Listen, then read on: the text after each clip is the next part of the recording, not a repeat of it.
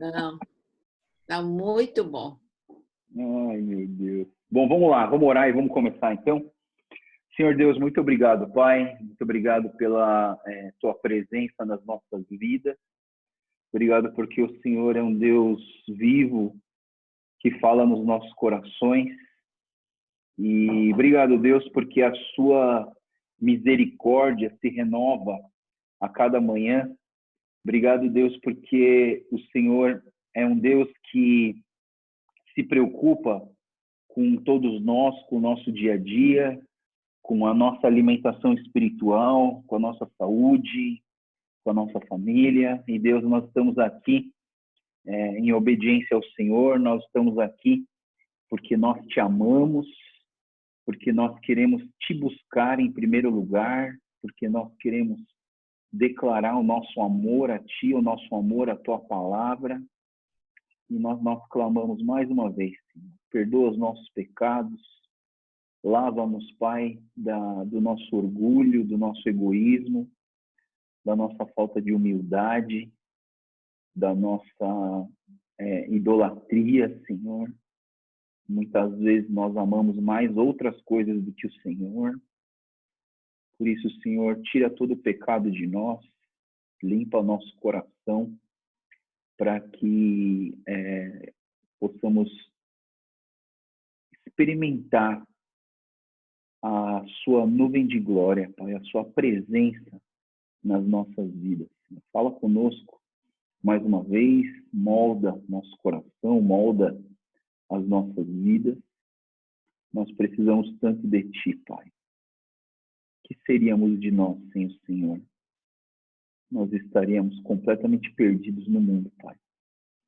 Mas porque o Senhor é bom, porque o Senhor é misericordioso, porque a sua misericórdia se renova todos os dias, nós temos mais uma vez a oportunidade de derramar o nosso coração diante do Senhor. Olhar para a tua palavra, ser obediente à tua palavra, Deus. Nos ajuda a viver em integridade no nosso coração, nos ajuda a viver em retidão e santidade diante dos teus olhos, nos ajuda a ser filhos e filhas obedientes a tudo aquilo que o Senhor fala. Mas para sermos obedientes àquilo que o Senhor fala, nós precisamos saber o que o Senhor fala. Por isso que nós estamos estudando, Deus, para que nós possamos aprender tudo aquilo que o Senhor fala, tudo aquilo que o Senhor ordena, tudo aquilo que o Senhor ensina. E nós queremos ser obedientes a tudo isso que nós temos aprendido, Pai. Toca nos nossos corações mais uma vez. É o que nós te pedimos e oramos em nome do Senhor Jesus. Amém. Muito bom, pessoal. Vamos lá. Então, hoje, a devocional de hoje, então, ela está em 1 Reis, capítulo 7, capítulo 8 e capítulo 9. O capítulo 7 do primeiro Reis, eu chamaria esse capítulo de C&C, Leroy Merlin e Telha Norte, né? Porque assim, o que a gente vai ver aqui de utensílio, de parede, de coluna, de sala, de bacia, de um monte de coisa, né? Então, assim, eu queria que a gente pudesse passar um pouco rápido nessas partes, que talvez não tenham, assim, muito interesse, assim. Não que não seja importante, mas a gente dá uma olhada no geral, tá? Então, assim, o capítulo 7, então, do 1 Reis, diz assim que Salomão levou 13 anos para terminar a construção do seu palácio, né? E olhando para tudo isso que teve de construção, ele construiu... vou fazer só uma comparação aqui, tá, pessoal? Vamos olhar o último versículo do capítulo 6. Então, o capítulo 6, ele termina dizendo o seguinte, olha só a contradição, né? No mês de Abu, 8º mês do 11º ano, o templo foi terminado em todos os seus detalhes, de acordo com as suas especificações, e ele levou quantos anos para construí-lo? 7 anos para construí-lo. Quando a gente entra no capítulo 7 do livro de Reis, esse capítulo começa assim: Salomão levou quantos anos para terminar a casa dele? 13 anos, ou seja, levou-se quase o dobro de tempo da construção da casa dele em relação à construção do templo. E eu quero que você guarde isso um pouquinho, porque não está na Bíblia por acaso, e eu acho que é algo que a gente vai pensar um pouquinho lá para frente, né? Então, olhando aqui o texto, né, no versículo 2 começa a falar sobre o Palácio da Floresta do Líbano, né? E eu entendo que o Palácio da Floresta do Líbano era chamado assim por conta dos cedros que foram trazidos lá de Tiro, do Reirão, né, da Fenícia, que trouxeram essas colunas, né? Versículo 3 fala sobre o forro, as 45 vigas, os 15 fileiras. Versículo 4 fala sobre as janelas. 5 fala sobre as portas, e as janelas eram colocadas de 3 em 3. O versículo 6 fala sobre o pórtico de colunas, né? Entendo que o pórtico seria aquela entrada. Versículo 7, ele fala então sobre a sala do trono, a sala da justiça, né? O versículo 8, o palácio o versículo 8 fala que o palácio era a moradia do Salomão. Depois ele fez outro igual para a filha do faraó. No versículo 9, a gente vê que foi feito de pedras de grande valor, o fundamento dos palácios. Versículo 10, o alicerce era feito de grandes pedras.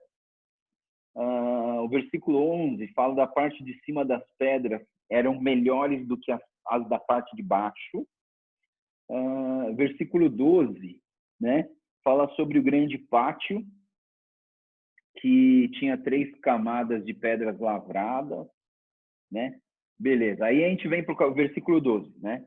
O versículo 12 termina e começa o versículo 13, já estamos falando de uma outra coisa, né? Então, o versículo 13 diz assim: o rei Salomão enviara mensageiros a Tiro e trouxera Hurão, filho de uma viúva da tribo, experimente e hábil e com os trabalhos de bronze. E aí a gente vê aqui que esse Hurão, ele era o artista, o artífice que trabalhava com bronze. E aí do versículo 13 até o versículo 51, a gente vê os utensílios que foram construídos através desse... Claro que eu acho que não era só esse Hurão, mas devia ter uma equipe junto com ele. E aí começa então as construções dos pedaços ou dos utensílios de bronze, né? Então, versículo 15, as 2 colunas de bronze. Versículo 16, os capitéis de bronze.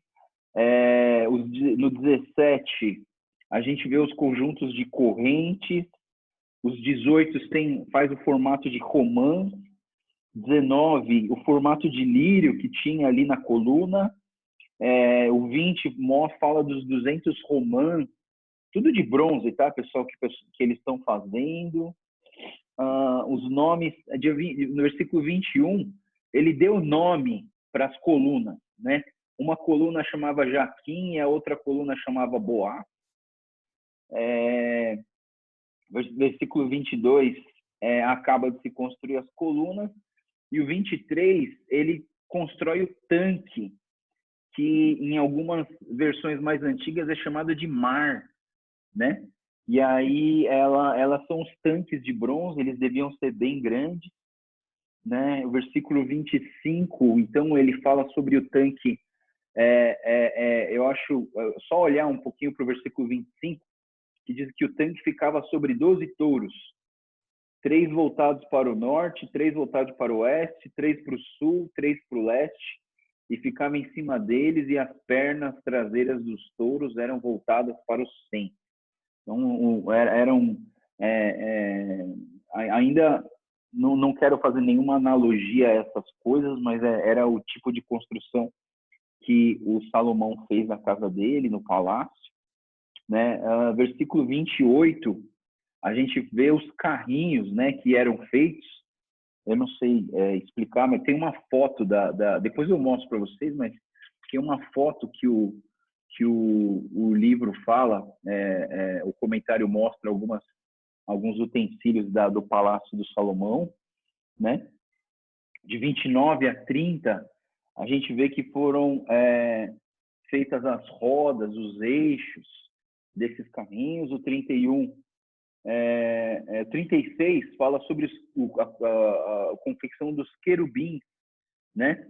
Ele esculpiu figuras de querubins, leões e tamareiras na superfície do apoio da placa. Versículo 37, ele termina os 10 carrinhos. E o 38 começa as 10 pias de bronze, né? Versículo 40, os jarros, as pás e a bacia. Versículo 41, a posição das coisas. 41 até o 44, onde fica o quê? 45, os jarros, as pás e as bacias são dedicadas e colocadas no templo do Senhor. Versículo 46, onde que foi fundido tudo isso? Foi feito na planície do Jordão, entre Sucote e Zaretã. Versículo 47 diz que o Salomão não pesou a quantidade de bronze que ele usou. Versículo 48, ele fala sobre esses utensílios que foram para o templo, né? Então, altar, mesa, candelabro,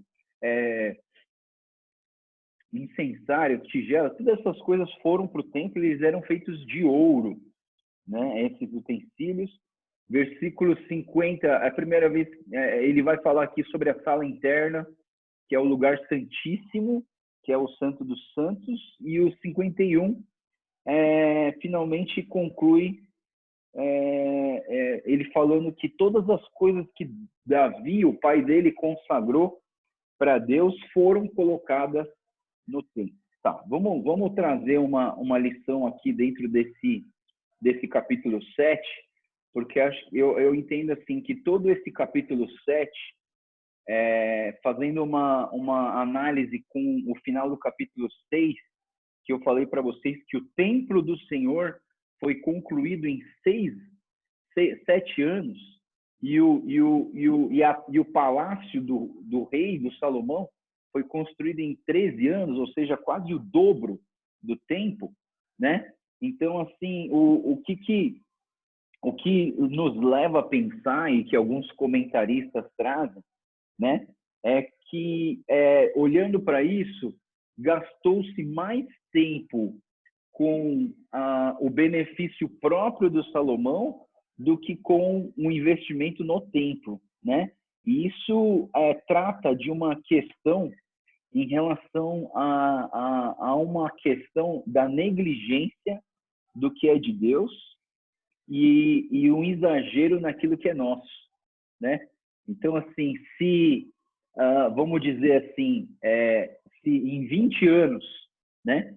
Em 20 anos de construção, 7 anos é dedicado ao Senhor e 13 anos é dedicado para mim mesmo, isso está tentando falar alguma coisa para nós, né? Está tentando falar para nós que, mesmo olhando para as coisas do Senhor, Salomão, ele ao mesmo tempo que ele se dedicava com fidelidade às coisas de Deus, ele também tinha uma coisa, vou trazer uma palavra aqui, tá, pessoal?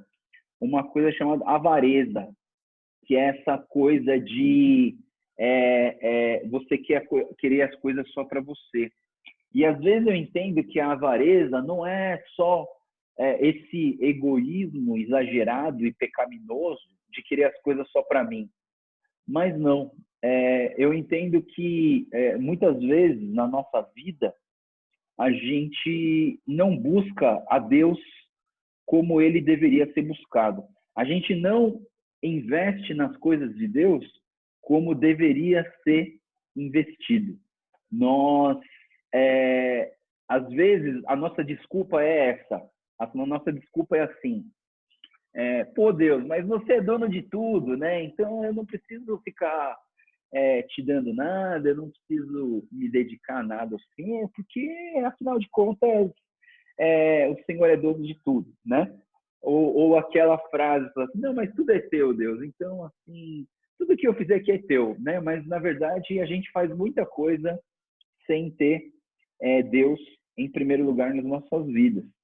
Aliás, a nossa oração demonstra muito disso, né? Eu não sei quantos aqui têm vivido uma vida de oração constante, ou se você só lembra de orar quando você vai comer, ou nem isso, ou você só lembra de orar quando alguém fala, vamos orar, né? Fecha os seus olhos e ora, né? E eu vejo assim que muitas vezes na nossa vida a gente vive como se nós não precisássemos de Deus. E essa é uma questão que eu penso que a gente precisa reavaliar nas nossas vidas. A gente, dois textos que eu queria trazer para vocês em relação a isso. Mateus 6,33, eu acho que muita gente sabe de cor, Mateus 6,33. Buscai, pois, em primeiro lugar o seu reino e a sua justiça, e todas as outras coisas vos serão acrescentadas. Ou seja, talvez seja uma reflexão para a gente fazer hoje. Será que nós estamos buscando realmente a Deus em primeiro lugar? Porque quando você abre lá em Mateus capítulo 6, versículo 33, quando a gente olha aqui em Mateus esse texto, a gente vê até que o Salomão é até citado no versículo 28, né? Por que vocês se preocupam com roupas? Vejam como crescem os lírios do campo, eles não trabalham e nem tecem. Contudo, eu lhes digo que nem Salomão, em todo o seu esplendor, vestiu-se como ela. Olha o Salomão aparecendo aqui.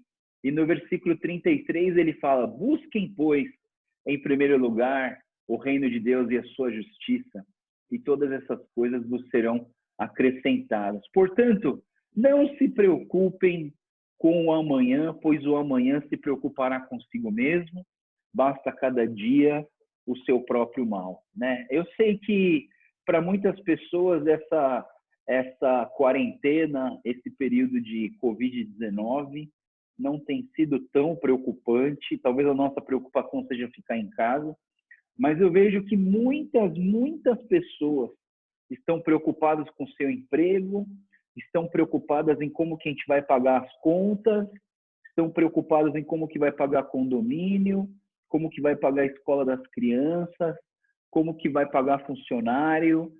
E assim, é fácil a gente olhar para a Bíblia, para a palavra de Deus, e falar assim, pô, é fácil você falar assim, busca em primeiro lugar o reino de Deus.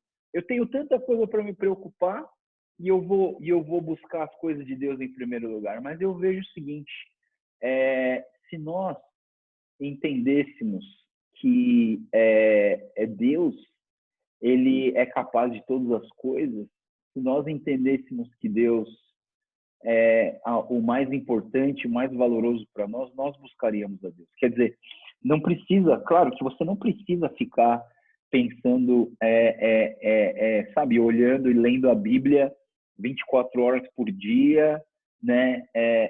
Só orando, só com o olho fechado, não. Mas a Bíblia não está falando assim, busquem a Deus 24 horas por dia. A Bíblia está falando, busquem a Deus em primeiro lugar, né? Façam isso em primeiro lugar. Dê o melhor tempo do seu dia, dê a melhor parte do seu dia para o Senhor, né? E isso me lembra, na verdade, uma reflexão que eu tive há muito tempo atrás, na minha juventude, que eu falei assim, Deus, eu quero te dar o meu melhor. Só que eu não tinha dinheiro, eu não tinha bens, eu não tinha nada. A única coisa que eu tinha na minha juventude era a minha própria juventude. E eu falei para Deus assim, Deus, eu quero te dar o melhor, né? E com 16 anos eu experimentei essa ideia de entregar minha juventude ao Senhor, e eu comecei a servir ao Senhor com todo o meu coração, né? E usei a minha juventude. Eu fui com 25, 26 anos para a obra missionária, fiquei até os 36 anos, e depois eu voltei para São Paulo, mas eu vejo assim que eu pude dar assim a minha juventude para o Senhor Deus, né? E eu penso assim, a gente precisa dar o melhor para Deus. Nós não podemos dar o resto para Deus, nós temos que dar aquilo que é o melhor para Deus. E eu vou trazer mais um texto aqui para vocês, para a gente pensar nisso, não se dá resto para Deus, né? Lucas, capítulo 21, versículo 4, a gente vê aqui aquele texto daquela viúva pobre que estava dando oferta e que Jesus estava olhando para as pessoas que ofertavam no gasofilácio, né? Jesus estava olhando, né? Não é que Jesus não estava olhando, não. Jesus estava olhando e estava até contabilizando quanto que cada um dava. Mas assim, no versículo 4 diz assim: todos estes deram o que lhe sobrava, mas ela, da sua pobreza, deu tudo o que possuía para viver.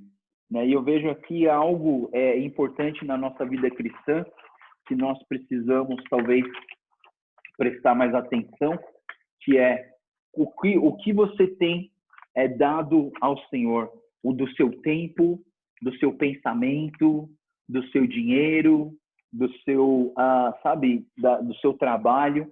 E eu vejo assim, quanto que nós temos dedicado das nossas vidas ao Senhor. E não dê resto para o Senhor, dê o seu melhor, né? Dê o seu melhor para Deus.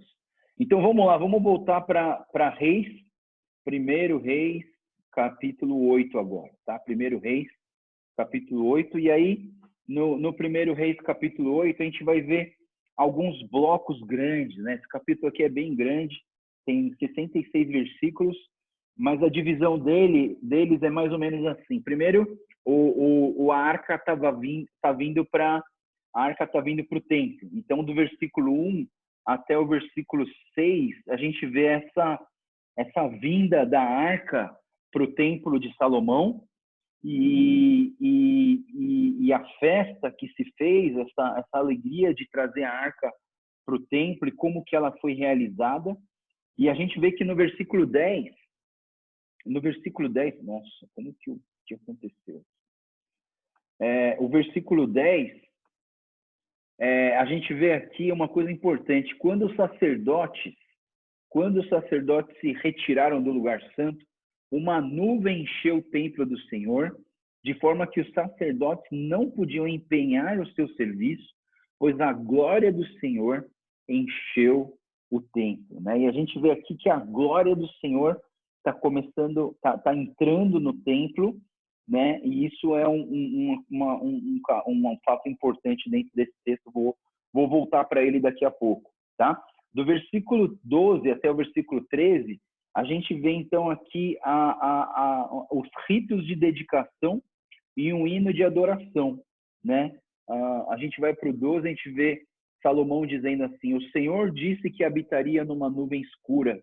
Na realidade, construí para ti um templo magnífico num lugar para nele habitares para sempre. Da onde vem essa ideia de que o Senhor disse que habitaria numa nuvem escura?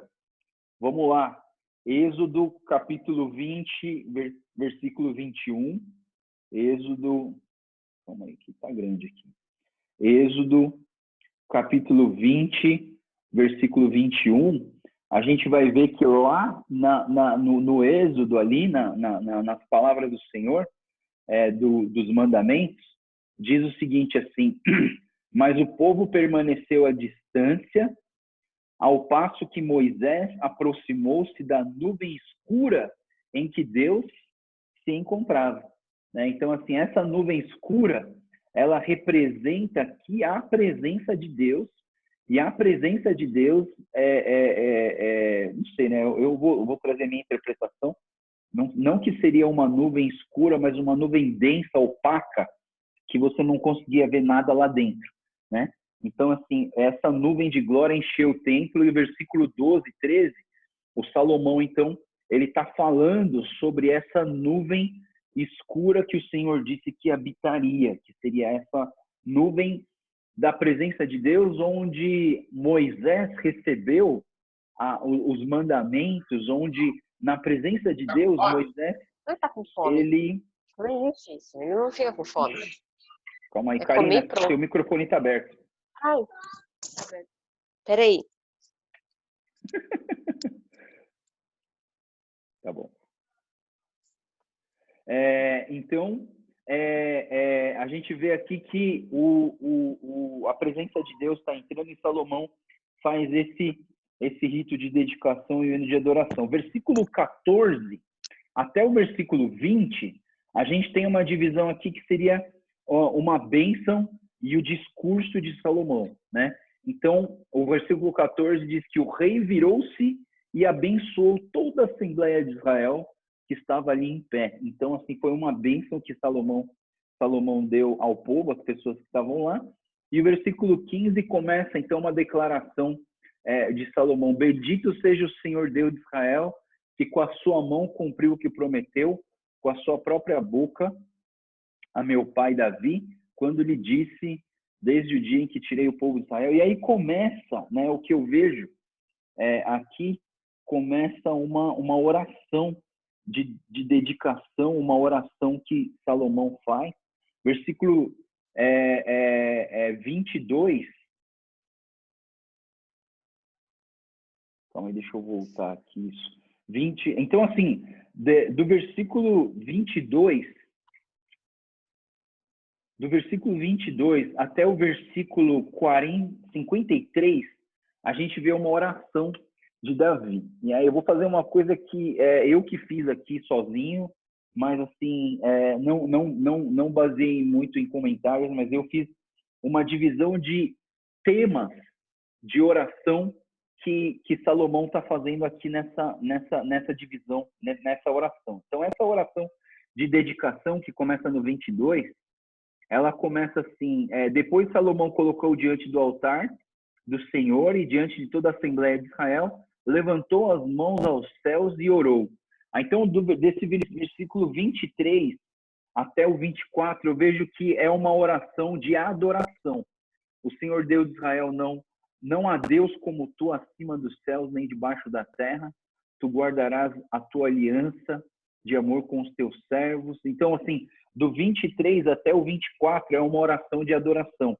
Do versículo 24 em diante, ele fala, Salomão fala a Deus sobre o cumprimento da promessa, né? Então, do 24 até o 27, está se falando sobre uma promessa que Deus fez da sua presença no templo, né? Então, essa é uma promessa.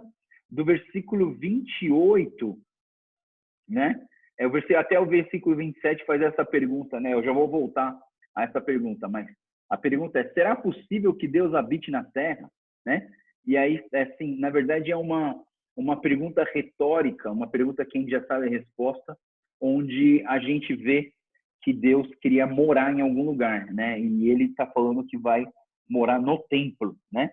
Versículo 28 até o 40, eu acho muito importante esse bloco da oração, mas do versículo 28 ao 40 é uma oração de perdão, né? E eu entendo que orar, né? Se você puder anotar isso, acho que é importante.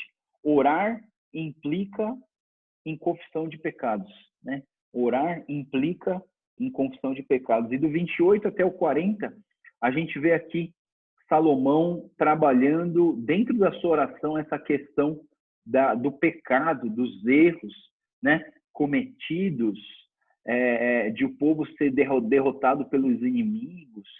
Ó céus, perdoa o pecado de Israel. Versículo 36, ouve, ó céus, e perdoa o pecado dos teus servos, do teu povo Israel, ensina-lhes o caminho certo, envia chuva. Versículo 37, né? Ele fala das pragas, daí não nos envia praga, né?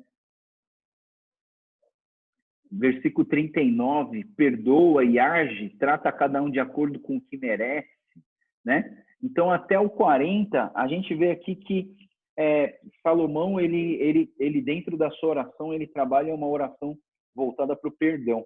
Aí do 41 até o 45, a gente vê uma outra tonalidade aqui, uma outra direção na oração de Salomão, que ele está falando aqui, na verdade, de 41 até o 45, é uma oração de petição. Oração de petição é aquilo que a gente fala que é uma oração onde a gente faz os nossos pedidos ao Senhor, né? Oh Deus, né? E nessa petição, se você estiver anotando aí, existem 7 petições que a gente vê na oração de Salomão, né? 7 petições. Eu vou falar cada uma delas. A primeira petição, o primeiro pedido de Salomão é que ele inocente o justo, ou seja, é uma palavra que a gente, no Novo Testamento, a gente chama de justificação, né? Inocentar o justo. A primeira petição de Salomão é inocentar o justo. A segunda petição de Salomão nessa oração é perdoar as pessoas punidas, né? Então, houve uma punição e é o pedido de perdão da punição que os pecadores deveriam receber. O terceiro pedido de Salomão é para o envio de chuva, né? Então, lembra que eu falei para vocês que a fome, quando a gente fala que houve fome na terra, é porque não tinha chuva. Porque se não tiver chuva, não tem produção, e se não tem produção, não tem comida, né? Então, o envio de chuva era muito importante. Talvez para os dias de hoje, a gente até chamaria isso de envio de dinheiro, que seria, puxa Deus, a gente está precisando tanto de pagar as contas, né? Envio de chuva. A quarta petição, então, de Salomão é cuidar das enfermidades das pessoas. Então, é a oração pelas doenças, pelas enfermidades que nós temos nas nossas vidas, dos nossos familiares, do nosso próximo. A quinta petição é levar em conta o estrangeiro, que são aquelas pessoas, seria uma coisa um pouco mais social. Levar em conta os estrangeiros tem a ver com essa questão de solidariedade, de ajuda ao próximo, de uma campanha social, né? Como que a gente pode, como que Deus pode nos usar para abençoar aqueles que necessitam. Então, assim, a sexta é essa levantar, a quinta é essa levantar em conta, levar em conta os estrangeiros. O sexto pedido de Salomão é sobre os exilados, ou seja, aquele povo de Judá e de Israel que foi exilado por conta de alguma guerra, que se afastou, que foi embora, e pedir para trazer eles de volta. Eu enxergaria esses exilados como aqueles irmãos que se afastaram da igreja, que se afastaram da vida cristã, que eram crentes fervorosos e que hoje estão meio afastados. Eu colocaria isso como pedido de oração também. E por último, que é a sétima petição aqui de Salomão, é para a salvação de todas as pessoas. Eu peço para vocês darem uma olhada no versículo 43. O versículo 43 fala assim: ouve dos céus, lugar da tua habitação, e atende o pedido do estrangeiro, a fim de que todos os povos da terra conheçam o teu nome e temam como faz Israel teu povo, né? E saibam que este templo que construí traz o teu nome. Então, essa frase do 43, eu acho que ela tira uma dúvida para a gente. Tem muita gente que acha que o povo exclusivo de Deus é o povo de Israel. O Israel que eu falo ali, né, na região da Palestina, ali em Jerusalém, né? E muitas pessoas acham que só eles são o povo de Deus. Mas aqui nesse texto, ele está fazendo, essa oração de Salomão está dizendo o quê? A fim de que todos os povos da terra, quem são todos os povos da terra? Os brasileiros, os franceses, os árabes, os chineses, os coreanos, os japoneses, os egípcios, os pessoal da Etiópia. de Marrocos, entendeu? Dos Estados Unidos. Então, o que eu quero dizer para vocês é que a salvação não era restringida só ao povo de Israel, mas a salvação, ela começa em Israel e ela é para todos os povos da terra. Então, assim, talvez assim, esse último pedido de oração, na oração de Salomão, é para a salvação das pessoas que ainda não conhecem a Deus. Então, resumindo, né, esses pedidos de oração, quando a gente fala de oração de petição, a gente orar por justificação, orar por perdão, orar por provisão, orar pelas nossas doenças, pelo nosso corpo físico, orar para a gente cuidar do nosso próximo, orar por aqueles que se afastaram dos caminhos do Senhor e para a salvação de todos. E se você, por curiosidade, você olhar essa oração de Salomão e esses itens que foram citados, e você fizer uma comparação com a oração do Pai Nosso, você vai ter um arrepio gigantesco, né? Então, assim, esse seria um bom exercício para vocês hoje.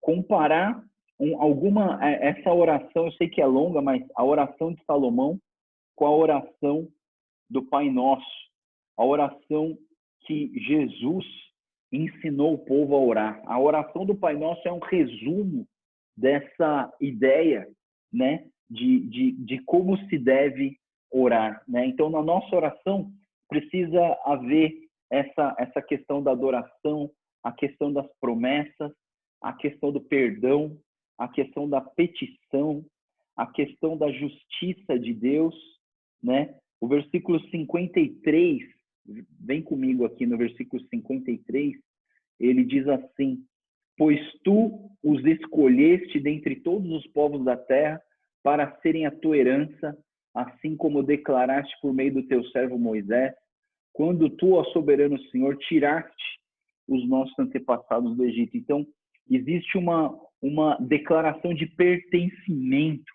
Nós pertencemos a Deus.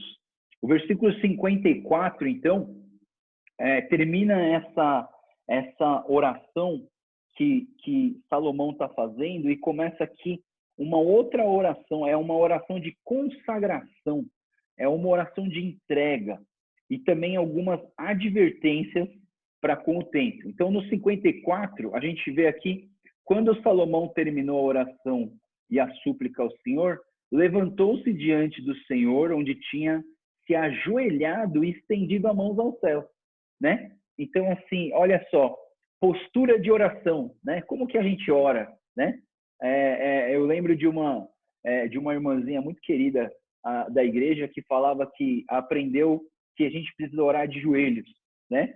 E toda vez que ela orava de joelhos, ela ia lá para a sala dela e ficava de joelhos ali no sofá e fazia a oração dela ao Senhor, né? Ou seja, a postura, eu acho que a nossa postura em relação à oração é algo importante. É claro que se você estiver acamado, não tem como orar de joelho. Se você tem problema de joelho, né?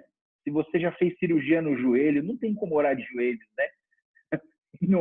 E não é porque você não ora de joelhos que você não está se dedicando ao Senhor. Não, eu acho que a nossa postura, muito mais do que uma postura física, é uma postura intelectual, é uma postura espiritual diante do Senhor,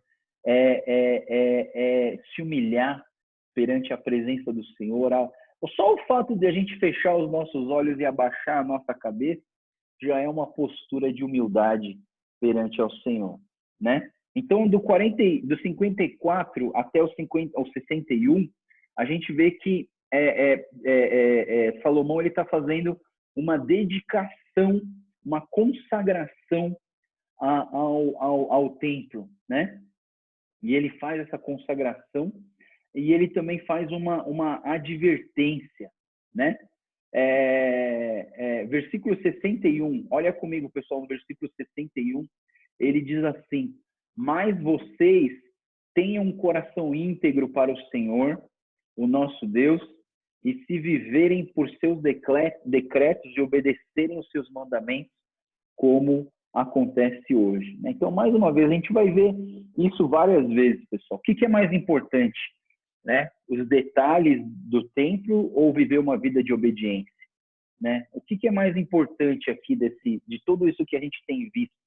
É essa questão de seguir a advertência e os mandamentos do Senhor, né? Eu vou trazer para vocês aqui o versículo 57, que eu acho que essa é uma oração que a gente deveria fazer também, né? Que o Senhor, o nosso Deus, esteja conosco, assim como esteve com os nossos antepassados, e que Ele jamais nos deixe e nos abandone. Isso aqui é uma declaração da promessa de Deus para as nossas vidas, né? Que você possa entender isso, que o nosso Deus esteja conosco e que Ele jamais nos abandone. Mas aí eu trago aqui uma reflexãozinha, que Deus não quer te abandonar, mas somos nós que abandonamos a Deus, não é verdade? Deus não quer abandonar nenhum de nós, depois que nós entregamos a nossa vida para Jesus, depois que o Espírito Santo passa a fazer morada dentro de nós, né? O Senhor não quer sair do nosso coração, mas muitas vezes somos nós que abandonamos a Deus, somos nós que deixamos Deus de lado e tentamos resolver as coisas pelas nossas próprias forças, né? Então, segundo esse versículo 57, não abandone o Senhor. Versículo 62, então Salomão começa a fazer as ofertas, os sacrifícios ao Senhor, que eram incontáveis. O versículo 66 termina, então, dizendo que o povo abençoa o rei. Muito interessante isso, né? A gente sempre pensa que só o rei que abençoa o povo, mas não. O povo também abençoa o rei, né? Eu acho importante a gente ver essa questão de que vocês também, nós também, né? Eu me incluo nisso. Inclusive ontem eu fiz um call com o bispo Abi e eu pude orar e abençoar a vida dele, mas eu acho que a gente também precisa orar pelos nossos pastores. Eu sei que tem gente aqui nesse grupo que ora todos os dias pelos pastores da nossa igreja, e você que é de uma outra igreja, né, a Roberta, orar pelo pastor Wilson, né?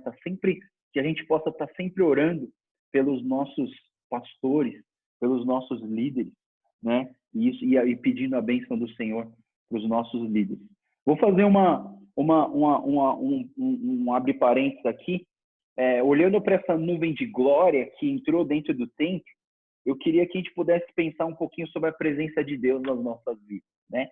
Não sei se você já teve essa dúvida sobre a presença de Deus, né? Porque a gente sempre diz que Deus é onipresente, ou seja, na onipresença de Deus, o que a gente entende? A gente entende que Deus está em todo lugar, né? E se Deus está em todo lugar, então, de certa maneira, a gente pensa assim, poxa, Deus está em todo lugar, então a presença de Deus está em todo lugar. Então, eu não precisaria pedir a presença de Deus na minha vida. Mas eu queria trazer um ponto aqui para a gente pensar sobre a presença de Deus, né? Eu entendo que a presença de Deus, Deus pode estar em todo lugar, Deus está em todo lugar na sua onipresença, mas Ele não precisa se manifestar a presença dele em todo lugar, né? Então eu entendo que, por exemplo, quando lá Moisés na sarça ardente, Deus manifestou a presença dele. Quando o povo estava saindo do Egito no deserto, a coluna de fogo e a nuvem no deserto eram a manifestação da presença de Deus na vida das pessoas. Então a gente vê em vários momentos que a presença de Deus, ela se manifesta quando ela quer e também quando as pessoas precisam e quando as pessoas pedem, né? Então, assim, eu vejo que a presença de Deus, ela é necessária, a manifestação da presença de Deus é necessária. Sabe, toda vez que eu vou fazer esse estudo bíblico com vocês, antes de abrir o computador, eu faço essa oração, Deus, que a tua presença esteja nas nossas vidas, na minha vida, que estou sendo aqui um instrumento do Senhor para abençoar nessas devocionais, que a tua presença, Deus, seja real aqui, né? E talvez por isso que muitos de vocês estão aí gostando dessa devocional, sentindo a presença de Deus.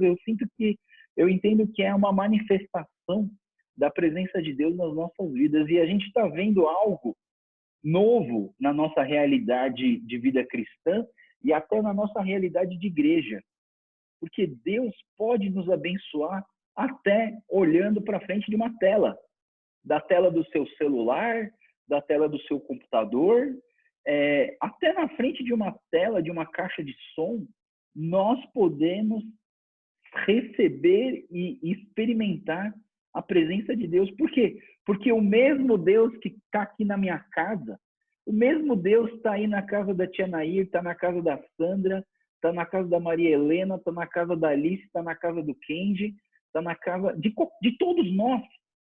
Você entende? A onipresença de Deus, ela assim, acho que essa própria devocional que a gente está fazendo, ela está trazendo para a gente uma nova perspectiva da presença de Deus. A presença de Deus é real aqui na minha casa, é real aí na sua casa, mas a gente, ao mesmo tempo, por conta da tecnologia, a gente está recebendo e experimentando a presença de Deus nas nossas vidas. Porque eu vou dizer uma coisa para vocês: se não existir a presença de Deus, se não houver a presença de Deus, eu digo para vocês, as mensagens que a gente ouve são mensagens mortas. A música que a gente ouve é uma música sem unção. Os cultos que nós assistimos são cultos sem vida. E, queridos, eu fico abalado, porque em alguns lugares que a gente vê, em algumas situações que a gente ouve, a gente vê que alguns cultos aí estão mortos, estão sem vida, porque as pessoas talvez não estejam clamando ardentemente pela manifestação, pela presença de Deus nas nossas vidas, né? E só uma historinha ilustrativa que eu vou trazer para vocês, né? Muito falando sobre essa música sem unção, né? Tem a história de um cara chamado Matt Redman, né? Esse Matt Redman, ele era um ministro de louvor muito famoso nos Estados Unidos, e a música estava tomando uma proporção muito grande dentro da igreja deles, né? Os músicos eram muito bons, esse cara era muito bom, e aí chegou um momento que o pastor da igreja sentiu que a igreja estava cantando música sem unção, ou seja, a presença de Deus não estava tão real ali por conta do quê? Da tragédia do pecado, pessoal. Porque quando alguma coisa ou alguém começa a tomar o lugar de Deus dentro das nossas vidas e dentro da nossa igreja, eu vou dizer para vocês, a presença de Deus também não se manifesta. Por quê? Porque onde há pecado não pode haver a presença de Deus. Então, o pecado, na verdade, é uma tragédia que nos afasta de Deus.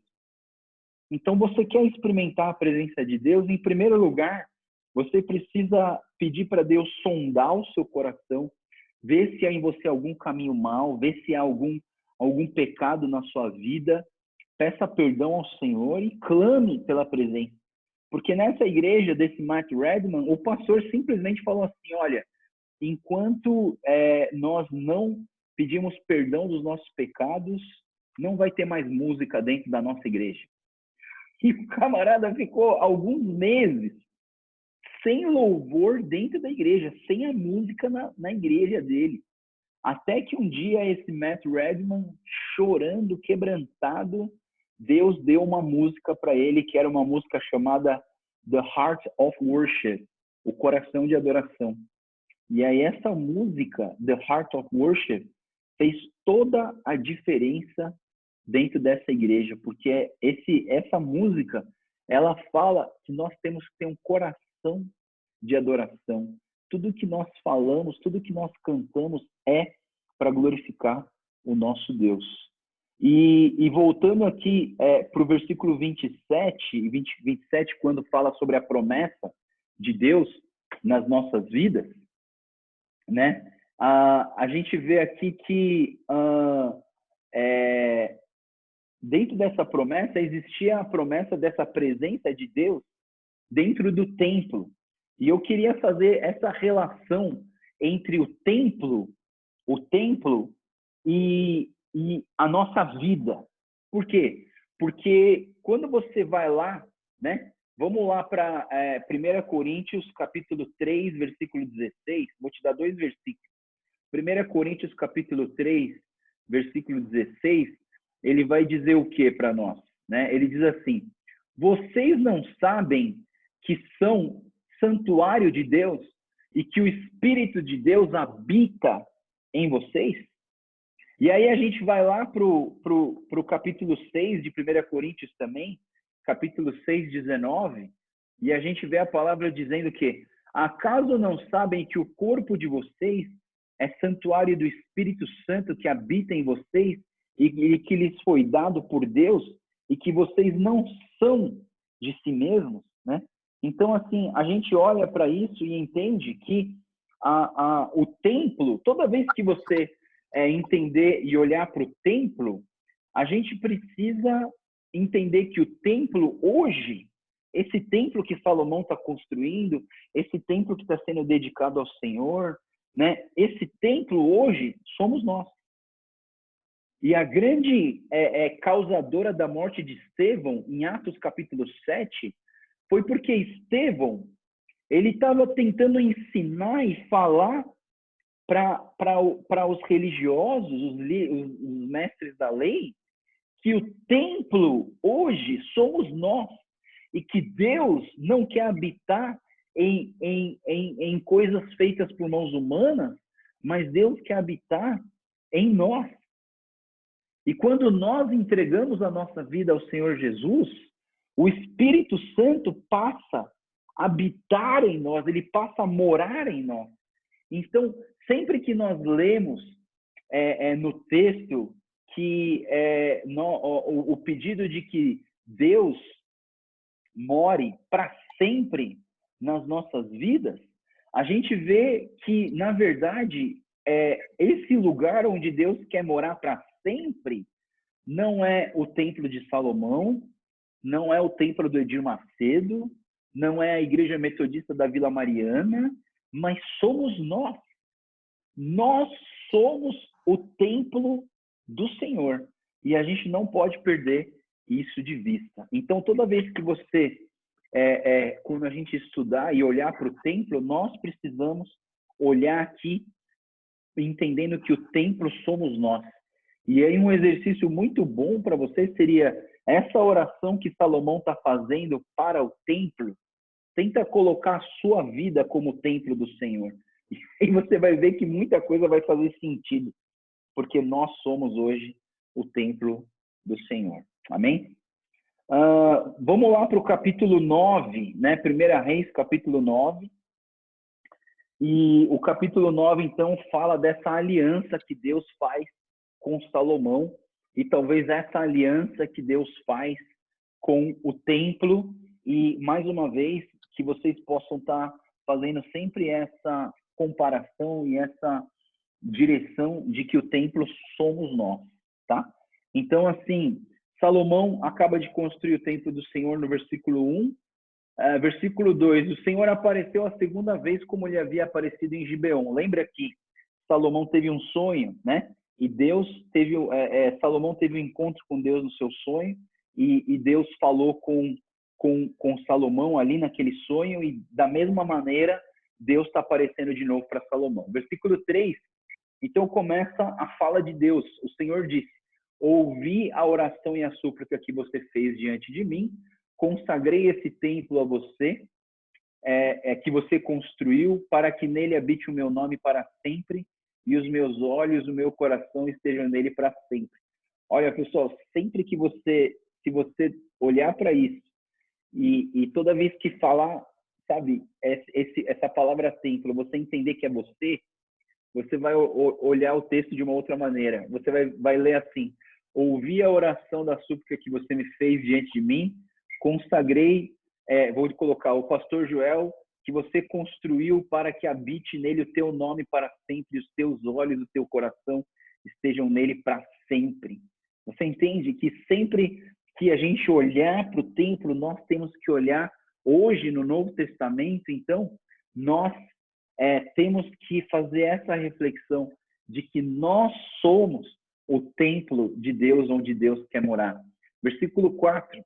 E se você andar segundo a minha vontade, com integridade de coração e com retidão, como fez seu pai Davi, se fizer tudo o que lhe ordeno, obedecendo os seus decretos e as minhas ordenanças, firmarei para sempre sobre Israel seu trono, conforme prometi a Davi, o seu pai, quando lhe disse, você nunca deixará de ter um descendente para governar Israel, né? E até o versículo 8, a gente vê essa revelação de Deus na vida e no templo de Salomão.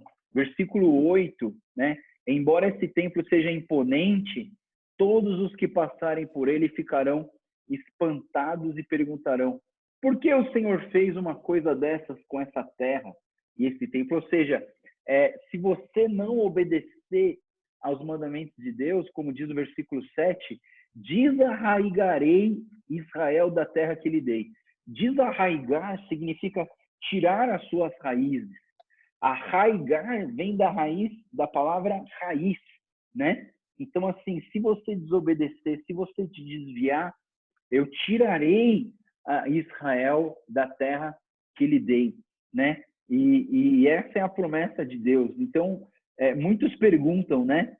Versículo 8, por que o Senhor fez uma coisa dessa com a terra? Por que o Senhor trouxe justiça para essa terra, né?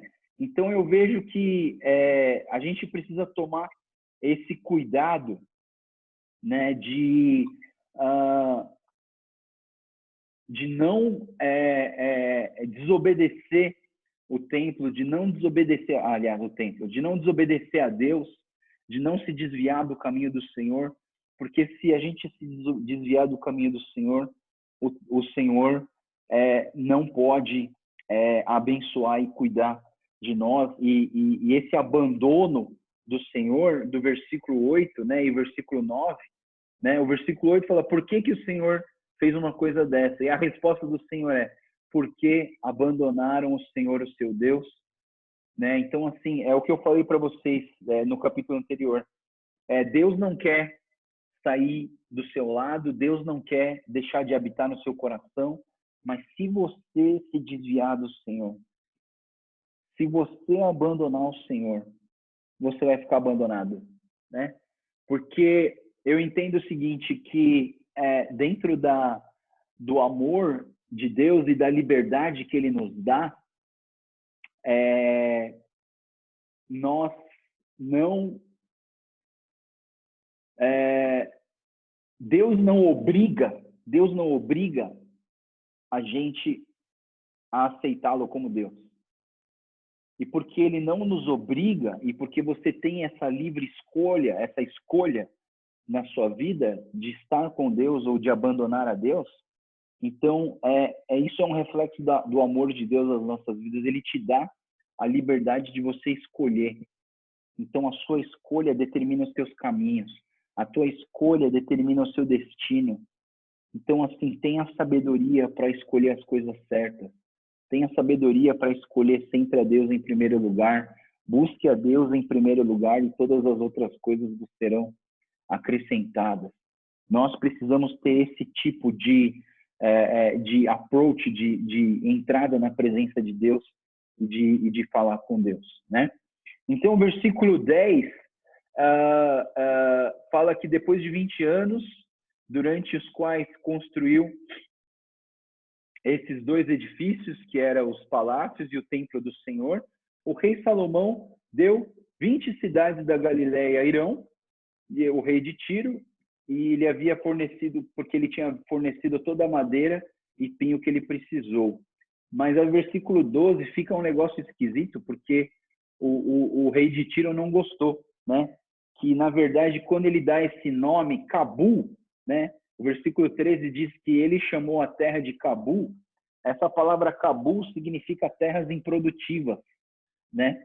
E o que o Irão está reclamando aqui, na verdade, é que ele não ganhou coisas boas por sua recompensa. Só que eu vou fazer um lembrete aqui, um lembrete de que o Irão, quando Salomão pediu ajuda do Irão, o Irão, ele disse o seguinte: ô Salomão, eu não vou pedir nada em troca, eu só vou pedir para você alimentar, me dar suprimento para alimentar o meu palácio, né? Lembra que ele fez esse pedido, o Irão, né? Então, assim, eu acho que depois de um tempo a gente começa a pedir mais coisa para Deus do que a gente merece. E aí é essa questão do Irão, né? Então, o versículo 15, a gente vê que o rei Salomão impôs trabalhos forçados para que construísse o templo. E essa aqui é uma explicação como que essas cidades vieram para Salomão. Isso aqui é um texto que está meio à parte, do versículo 15 até o versículo 17, fala sobre algumas cidades, como que elas foram, como que Salomão conseguiu essas cidades. O versículo 20 a 21, a gente vê que os não-judeus também foram recrutados para os trabalhos forçados. O versículo 22, ele fala que os israelitas não eram recrutados para trabalhos forçados, mas eles eram colocados como trabalhos de cargos mais altos, como cargos oficiais do reinado. O versículo 24 fala sobre um tal de Miló, ou Milo. Não sei se você prestou atenção, o versículo 24, né? Depois que a filha do faraó mudou-se da cidade de Davi para o palácio de Salomão, que a Salomão havia construído para ela, foi que ele construiu o Miló. E esse Miló aqui, na verdade, é um portal da casa do Senhor, é uma proteção, uma fortaleza de proteção à casa do Senhor. Versículo 25 fala que 3 vezes por ano Salomão oferecia holocaustos e sacrifício de comunhão no altar que havia construído ao Senhor. E essas 3 ofertas de holocaustos, na verdade, dentro do calendário israelita, significam as 3 festas: a festa dos pães asmos, as festas da semana e as festas dos tabernáculos. Eram 3 momentos onde Salomão fazia essas ofertas, esses holocaustos de sacrifício de comunhão, né? E 26 e 27, a gente tem aí a construção dos navios, os marinheiros hábeis de Irão se juntaram com os marinheiros de Salomão, e Davi Davi navega até Ofir, que esse aqui é um comentário que eu ouvi do meu digníssimo professor Luiz Saião, que ele fala que esse número aqui, 14 toneladas e 700 quilos de ouro, é um negócio complicado de se pensar, porque ele fala que nem no mundo inteiro não existe essa quantidade de ouro, né? Então, assim, é um negócio complicado, mas assim, eu não sei se você já ouviu uma música que chama Raridade. Já ouviu falar de uma música chamada Raridade, né? Que fala sobre o ouro de Ofir, né? Se você tiver uma curiosidade, ouve uma música chamada Raridade, é uma música que muita gente gosta aí. Sempre fala do ouro de Ofir e ninguém sabe o que é ouro de Ofir. Está aqui a explicação do ouro de Ofir. Era um lugar onde tinha muito ouro e que foi tirado desse lugar, né? Mas uma coisa que eu queria trazer como cuidado aqui dentro desse capítulo e dentro desse bloco que a gente estudou, assim, os projetos de Salomão, eles tinham muito dessa questão de uma dedicação fiel ao Senhor, mas existia uma mistura de avareza, né, nessa construção do templo. E eu queria, assim, só chamar a atenção de vocês para tomar cuidado, porque às vezes nós valorizamos demais o edifício igreja. E assim, daqui em diante começa uma valorização tão grande em relação ao templo de Salomão, que o próprio templo pode se tornar um ídolo, né? Então, assim, eu queria que a gente pudesse, daqui em diante, a gente vai ver, a partir do versículo 11 em diante, a gente vai começar a ver questões como idolatria, né? E eu acho isso importante a gente pensar, tá, pessoal? Não idolatre a tua igreja, não idolatre o templo, não idolatre pessoas, não idolatre pastores, não idolatre projetos, sabe? Que você tenha sempre o teu foco, essa dedicação fiel no Senhor, e mesmo que Deus te abençoe, né? Que você nunca perca esse foco, tá? Eu digo isso para vocês, até que foi algo que Deus tem tocado no meu coração. Isso é uma palavra, vou dar para vocês uma palavra que Deus tocou no meu coração, olhando e estudando tudo isso. Eu vejo tantos pastores por aí que estão começando a virar deuses, sabe? Eles recebem tanta bênção por conta de serem usados por Deus, que acabam tomando a glória de Deus para eles mesmos, tá? Eu, assim,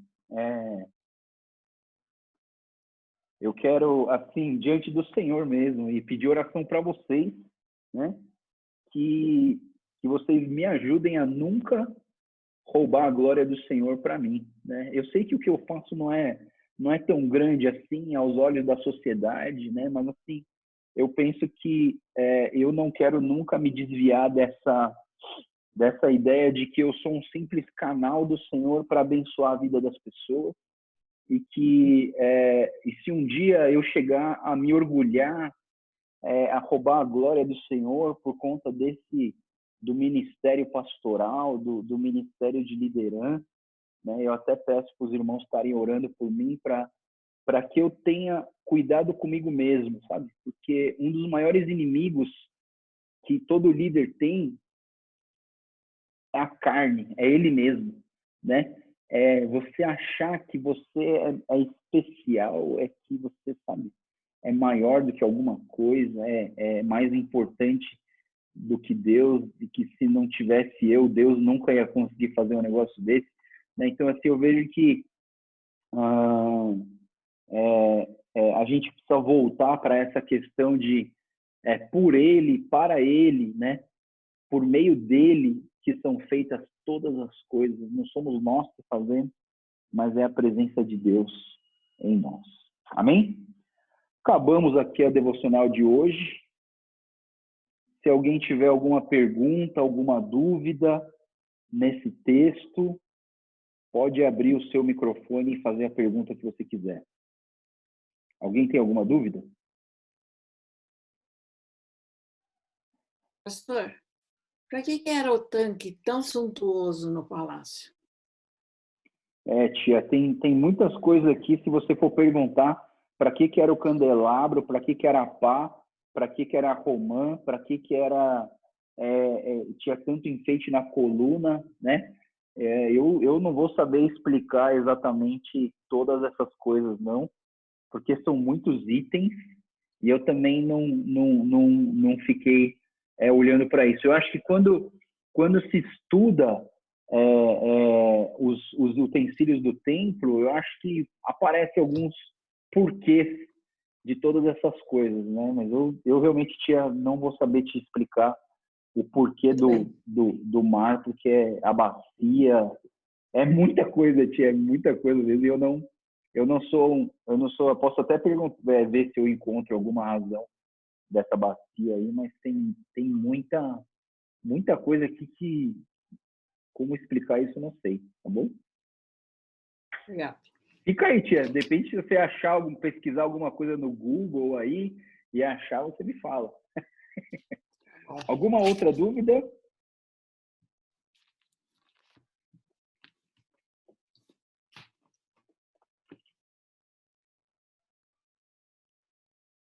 Pastor, Fala, Roberta. então, essa coisa que a tia falou, Eu não sei, assim, algumas vezes que eu li, eu entendi assim que Deus ele é muito rico e detalhista em detalhes, né? E por isso ele vem nos detalhar, ele é rico em detalhe, então ele vai detalhando. Então, cada coisinha que tem na nossa vida, ele vem suprindo cada detalhe. Não sei se ajuda assim, alguma coisa. Não, mas é isso mesmo. Eu entendo que, assim, por que será que a Bíblia coloca tantos detalhes, né? Eu acho que a gente precisa prestar atenção nos detalhes. E eu vejo gente que é mais detalhista, gente que é menos detalhista. Isso trabalha um pouco o nosso lado perfeccionista também, né? E às vezes a nossa exigência quanto a algumas coisas. Então, assim, tem a ver, sim, tá? Beleza, pessoal. Vamos orar, então. Se você tiver alguma dúvida, você me escreve, tá? Vamos orar. Senhor Deus, muito obrigado, Pai. Mais um dia que o Senhor fala aos nossos corações. Obrigado pela devocional de hoje. Obrigado porque o Senhor fala conosco a cada dia, Pai. E nós te agradecemos pela tua palavra. Te agradecemos porque o Senhor nos faz o teu santuário, o templo do Senhor, o lugar onde o Senhor quer habitar para sempre. E Deus, faz morada em nós. Tira todo o pecado do nosso coração, limpa o nosso coração com o teu sangue que foi derramado naquela cruz e que, purificados do pecado, o Senhor habite em nós e manifeste a tua presença em nós todos os dias. Te agradecemos e te louvamos. Tudo isso em nome do Senhor Jesus. Amém. Amém. Bom, pessoal, lembrando que hoje, pessoal da Igreja da Vila, hoje às 19h, a gente vai fazer o nosso culto de entrega do jejum de 40 dias. Né? Então, assim, todas as pessoas aí que participaram aí do jejum, e se você quiser participar, então vai ser uma breve devocional sobre como que deveria ser o nosso comportamento na sexta-feira santa, no sábado e no domingo. A gente vai olhar alguns textos, né? Vou até dar uma dica estranha para vocês. Eu vou fazer na minha casa, mas assim, não sei se você vai querer fazer na tua. Mas eu falo disso hoje às 19h, e aí a gente entrega nosso jejum, e depois de entregar o nosso jejum, você pode voltar a comer o seu bolo de chocolate, o seu pão, assistir o seu vídeo. Alegria do pessoal, né? Mas que você possa entregar o seu jejum ali no culto, na devocional das 7, mas para a gente realmente agradecer a Deus por esse tempo. A gente parece até que o sofrimento traz uma certa alegria para a gente. É um sentimento gostoso de, eu tô me dedicando ao Senhor, eu tô honrando ao Senhor, estou fazendo isso para dizer que eu amo mais a Deus do que as coisas importantes da minha vida, né? Então, assim, mais uma vez, lá às 7h, a gente vai fazer um link. Eu peço para vocês, de uma certa maneira, economizar aparelho. Ou seja, se você na tua casa tem 3 pessoas, não fica cada um num aparelho, fica todo mundo num aparelho só, porque talvez dê uma inchada aí no Zoom, e a gente só pode colocar 100 pessoas aqui. Eu sei que 100 aparelhos é bastante coisa, a gente nunca chegou ao limite máximo, né? Mas que Deus abençoe a vida de vocês e aguenta mais um pouquinho, pessoal, até às 19h, até às 8h, quando acabar. E aí, mas já vai preparando. Eu, por exemplo, vou fazer uma panela de gohan só para mim, né? Já deixei gelando 2 litros de Coca Zero, e vou passar a noite assistindo, olhando para o meu Instagram, tá bom? Então, brincadeira, não precisa exagerar e nem se vingar do jejum, mas assim, né? Que Deus abençoe, e a gente se vê, então, pessoal da Vila, a gente se vê hoje às 7, tá? Deus abençoe, pessoal. Tchau, tchau. Bom almoço para vocês. Tchau, tchau.